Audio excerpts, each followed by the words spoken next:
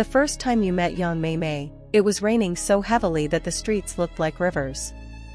You had rushed into a tiny cafe near the university just to escape the storm.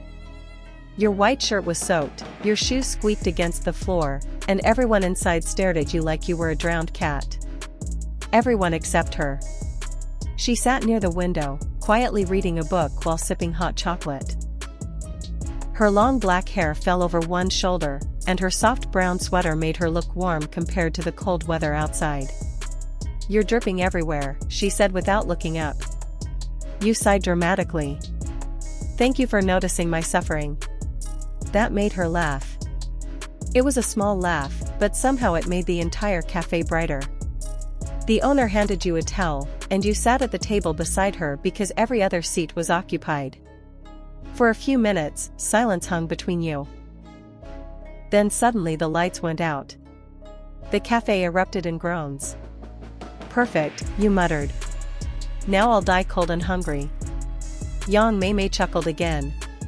"You complain a lot. And you laugh a lot." For the first time, she looked directly into your eyes. "Maybe because you're funny." That was the beginning. After that rainy day, you started seeing her everywhere on campus. At the library. At the noodle stand. Near the art building feeding stray cats. At first, you thought it was coincidence.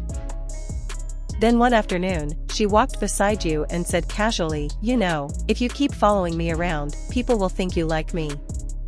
You nearly choked on your drink. "Who says I'm following you?" "The universe."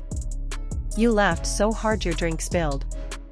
From that day, you became friends. Mei was different from anyone you had ever met. She loved old songs, hated horror movies, and carried candies in her bag because she believed people were kinder when they ate sweets.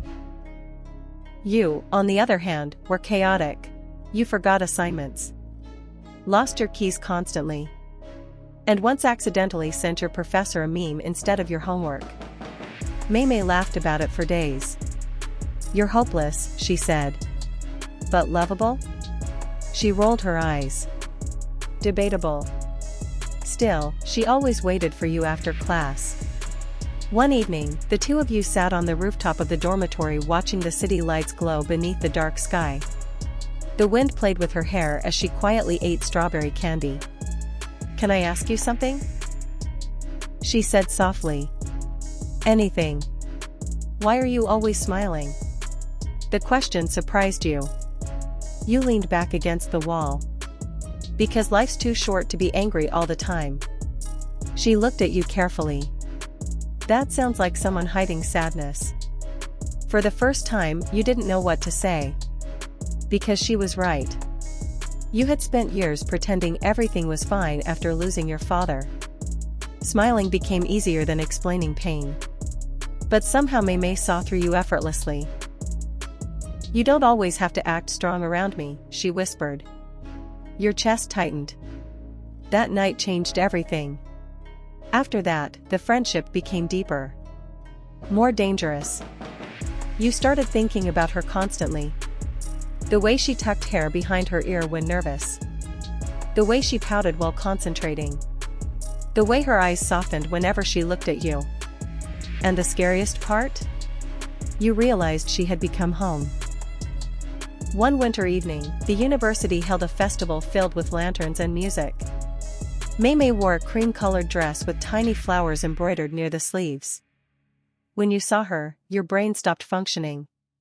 You started. "Ugly?" "No," you said immediately.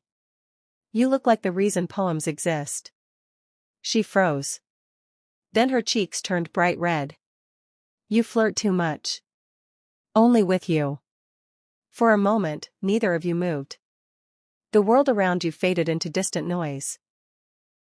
Then suddenly fireworks exploded across the sky. Mei smiled beautifully as colors reflected in her eyes. Then came the final night before her departure. You took her back to the cafe where you first met. Rain poured outside exactly like before.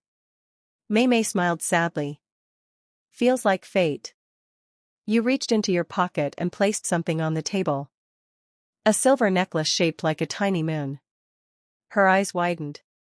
So when you miss me, you said softly, look at this and remember there's someone under the same sky loving you.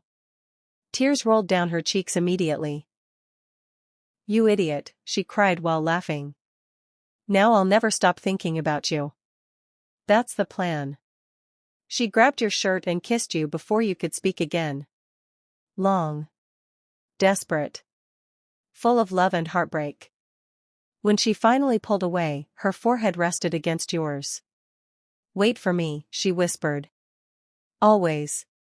1 year later, on another rainy evening, you heard a familiar voice behind you outside the university gates. You still complain about rain? You turned around so quickly your umbrella fell.